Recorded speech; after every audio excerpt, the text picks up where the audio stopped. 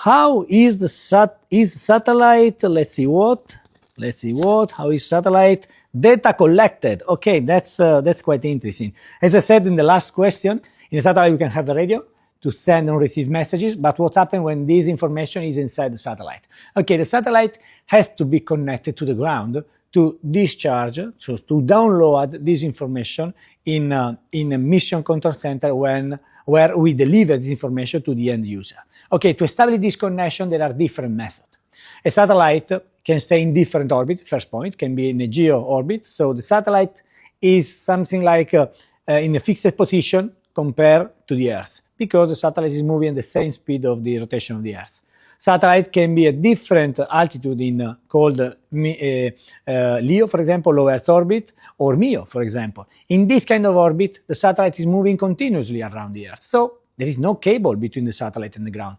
So you have to connect via radio again. So there is another radio that is called feeder link, for example. That's one of the names used, or can be called inter-satellite link, when we are connecting a satellite to other satellite. We are connecting the satellite to the ground. That's called the feeder link. So this second radio is in charge of uploading information to the satellite and downloading information to the satellite. For example, mega constellation to deliver internet, you have satellite connecting between each other, and some of them connected to a gateway on the ground. So if you are working with a geosatellite, the satellite is continuously connected to a big gateway on the Earth.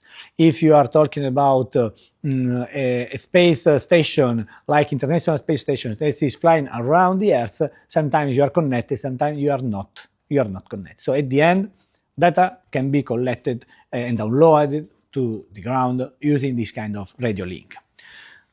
Second question about how is the satellite launched into space? That's fantastic. At the end, launching a satellite in space is quite challenging.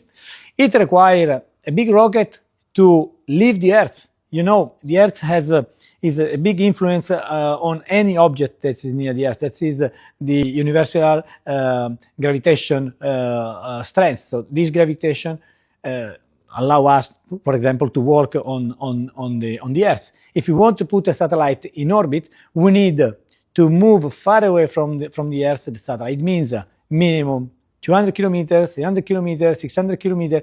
It depends on the orbit. There is a moment when we are launching the object at so high speed with the right angle that allow us to put what is called the satellite in orbit. So satellite has the right speed to fly around. We say fly, satellites are not flying actually, to fall, okay? The satellite starts moving around the Earth, compensating with his eccentricity acceleration, the gravity effort of the Earth on the satellite. So there is an equilibrium of strength between gravitation and these centrifugal strengths. So there is, thanks to that, the satellite is staying continuously in orbit.